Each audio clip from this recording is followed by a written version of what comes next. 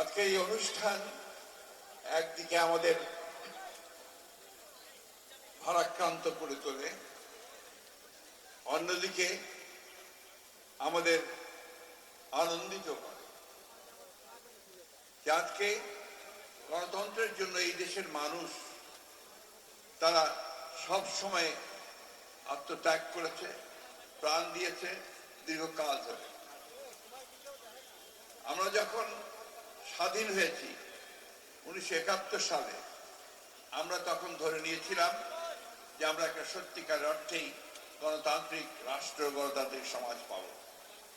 কিন্তু আমাদের দুর্ভাগ্য যে সেদিন যারা গণতন্ত্রের প্রধান দাবিদার ছিলেন, স্বাধীনতার দাবিদার ছিলেন, তাদের হাতেই, আওয়ামী লীগের হাতেই কিন্তু সেদিন গণতন্ত্র ধ্বংস হয়। তারা 1975 সালে একদলীয় শাসন ব্যবস্থা বাকশাল প্রতিষ্ঠা করে। এই কথা আমাদের ভুললে চলবে না, এই কথা বারবার মনে করতে হবে। এই দলটি আবার 2007 সালে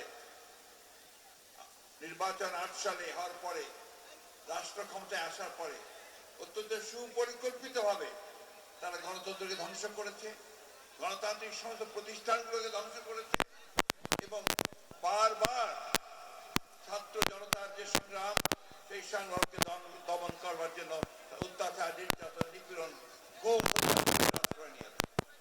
তারই ফলশ্রুতি হিসাবে আজকে আমরা এখানে দেখতে পাচ্ছি যে বিগত জুলাই ম্যাসাকার, তারও পূর্বে 16 বছর ধরে এই দেশের মানুষ, এই দেশের গণতান্ত্রিক মানুষ তারা লড়াই করেছে, সংগ্রাম করেছে, প্রাণ দিয়েছে, ত্যাগ দিয়েছে।